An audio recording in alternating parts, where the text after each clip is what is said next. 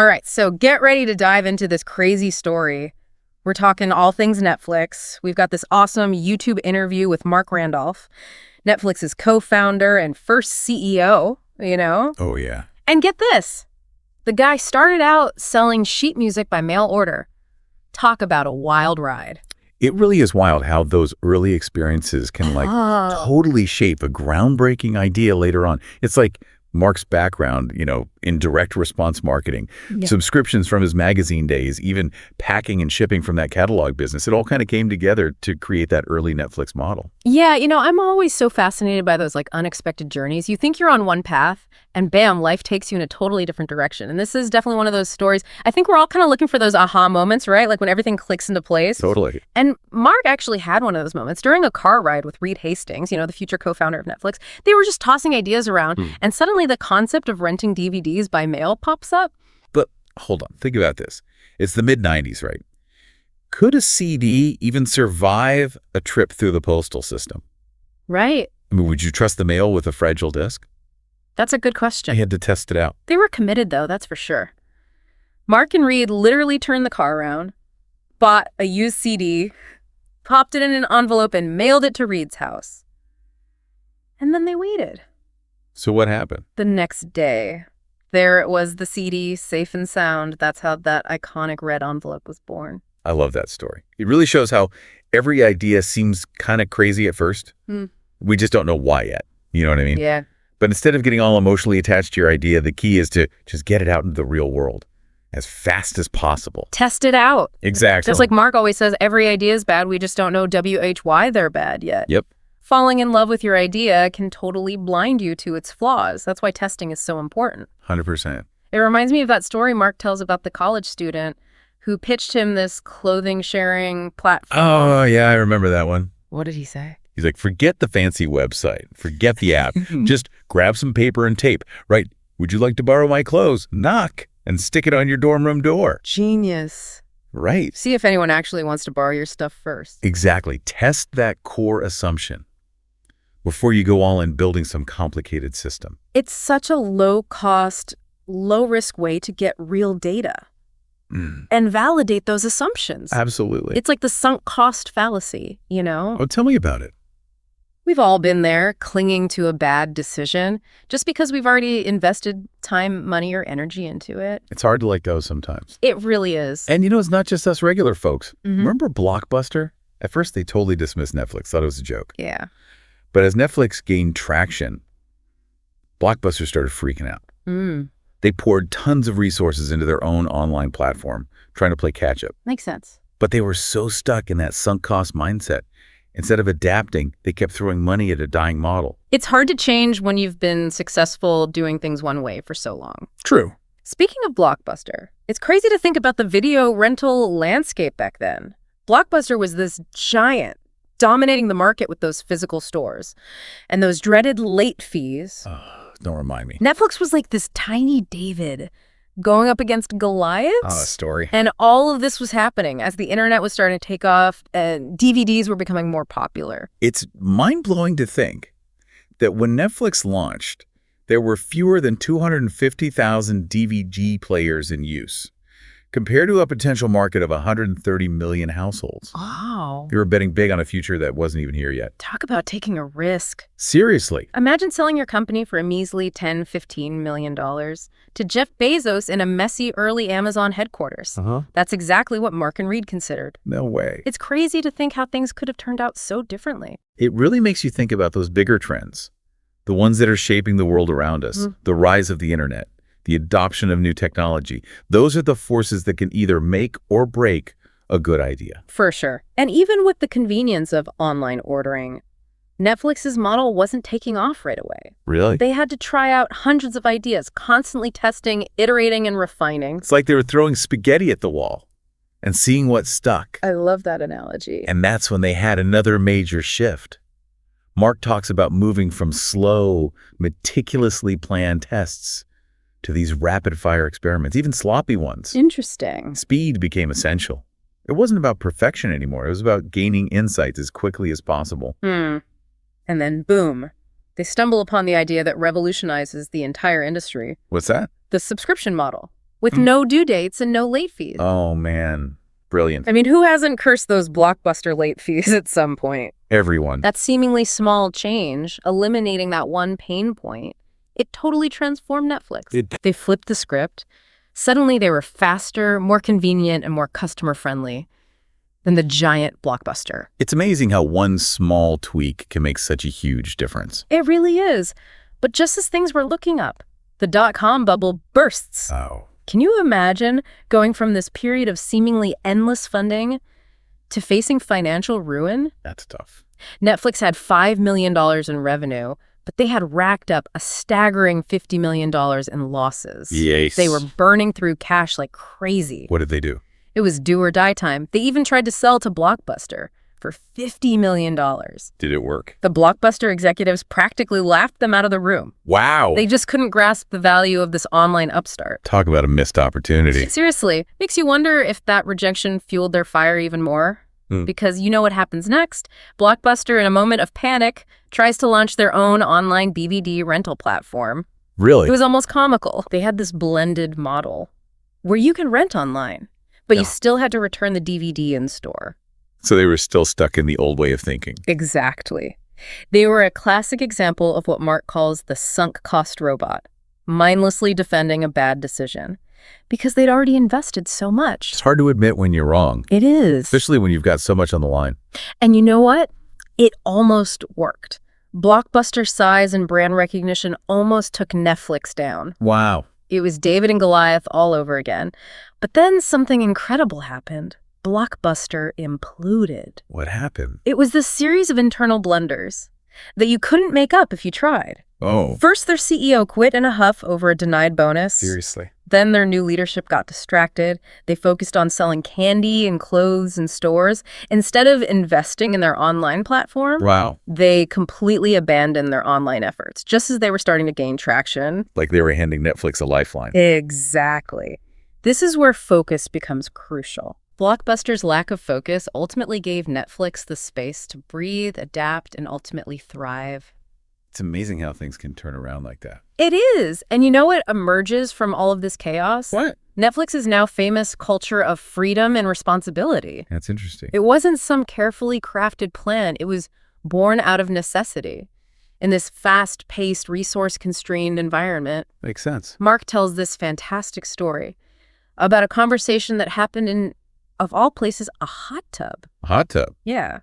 He overheard some engineers complaining about their previous company's culture. It was a real aha moment for him. What did he realize? It's not about the perks. It's about feeling valued, respected, and empowered to make decisions. That's so important. It really is. So that's where the idea of freedom and responsibility took root. Yeah. It's about giving people the autonomy to do their best work, to be creative, and to take ownership. It's a powerful concept. And that's where we'll leave it for part 1 of our Netflix deep dive. Okay, so we just left off with Netflix barely escaping that dot-com crash. Blockbuster's, clumsy attempts to take them down. It was a wild ride. It was. But what really struck me was Mark's whole take on hard work. Oh, yeah. He actually says, hard work leading to success is a myth. That's interesting. Kind of makes you think, right? Yeah, at first it sounds kind of counterintuitive. Right. But he's not saying to just slack off. No. He actually clarifies that intense effort is super crucial in those early make or break moments. Yeah. Or when a crisis hits. Right, those critical points. Yeah, exactly. It's like sprinting to catch a plane. Yeah. Sometimes you make it, sometimes you miss it. But the running itself doesn't actually guarantee anything. I like that analogy. You're putting the effort. But there are other factors at play. Right. He compares it to a triathlon. That initial scramble, where everyone's vying for position, that's pure hustle. But once you find your pace, it's about being smart with your energy for the long haul. So it's not just about working hard. It's about working smart. Exactly. In knowing when to push and when to conserve your energy. Which brings us back to that near-death experience during the dot-com crash. Oh, yeah. Netflix was in dire straits. $5 million in revenue, $50 million in losses. And burning through cash at an alarming rate. That's a scary place to be. It is. And remember that attempt to sell to Blockbuster for $50 million. Oh, man. Can you imagine being in that room, the Blockbuster execs laughing at their offer? That must have been brutal. It must have stung. But it's also kind of fascinating. Here's Blockbuster, this massive company, unable to see the future right in front of them. They were so blinded by their own success. It's the sunk cost fallacy on a grand scale. They were so invested in their old model that they completely missed the boat.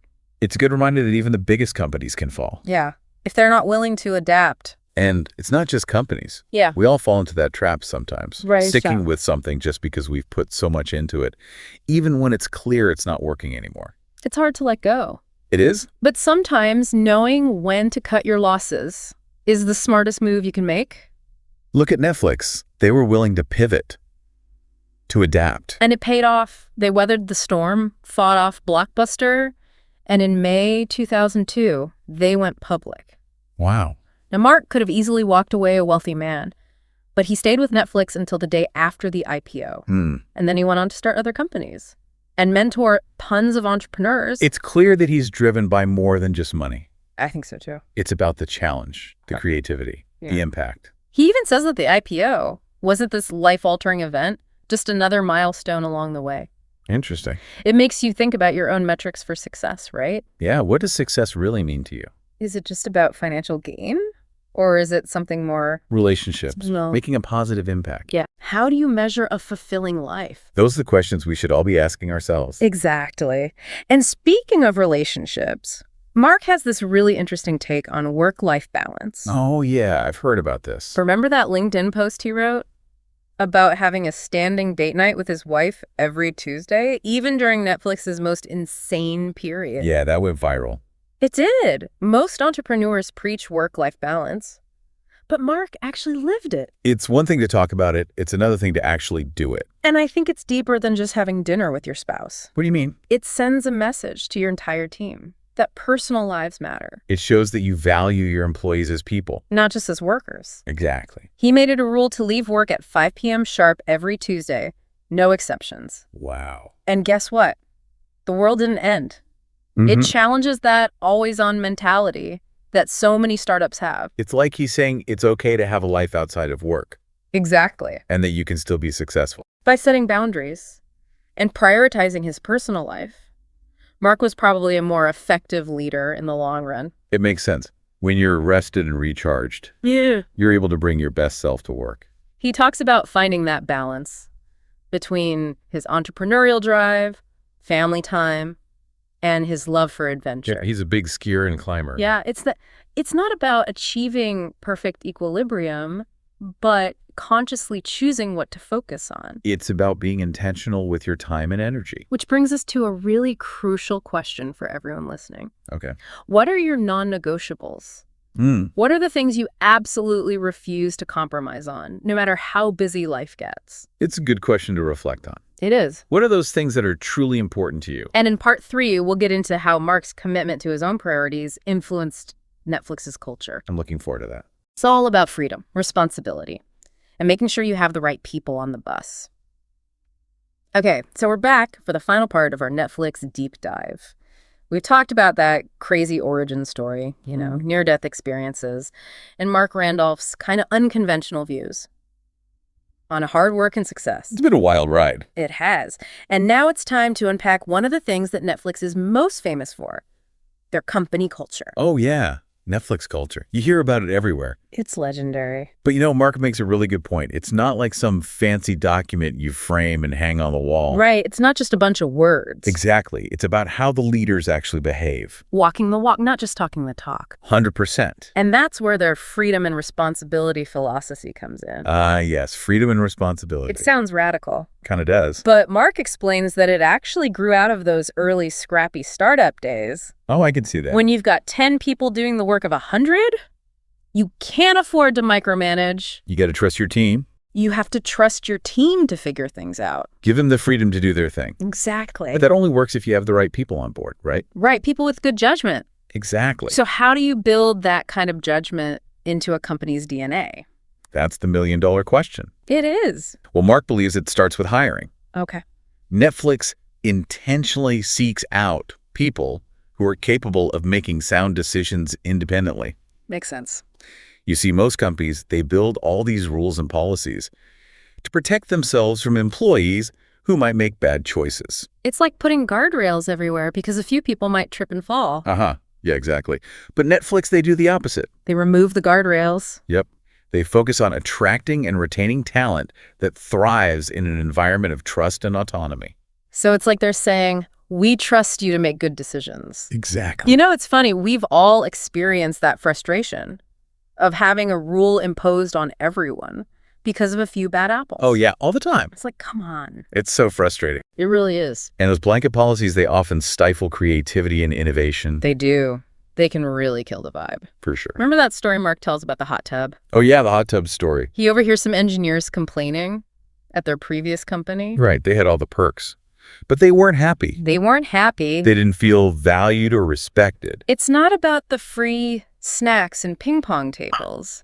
It's about feeling trusted and empowered to do your best work. It's about feeling like you're actually making a difference. Exactly. People crave agency. They do. They want to be treated like adults, capable of making their own decisions. Right. And when you create that kind of environment, you attract and keep top-tier talent. People who are self-motivated, responsible, and driven to excel. That's the dream team. It is. But of course, there are risks involved. Not everyone can handle that level of freedom. Right. Some people need more structure. They need more guidance. But Mark believes the benefits far outweigh the risks. I can see why. It's about creating a culture where people are excited to come to work, where they feel ownership over their contributions, and where they're encouraged to take risks and learn from their mistakes. It's a culture of growth and innovation. Exactly. Netflix's story is really a testament to the power of embracing the unconventional. It is. They challenged the status quo, they took bold risks, and they built a company that not only disrupted an industry, but also redefined what a thriving workplace can look like. So what are the big takeaways for you from this whole deep dive? What do you think? For me, it's about being willing to test your assumptions. Embrace that messy process of experimentation and build a culture based on trust and autonomy. Those are all great points. And don't forget those macro trends. Oh, yeah. Recognizing those larger forces shaping the world around you, that can make all the difference. Absolutely. We'd love to hear what resonated with you from this whole exploration of Netflix. What are you going to apply to your own life or work? Yeah, let us know. Keep those conversations going. And until next time, happy diving.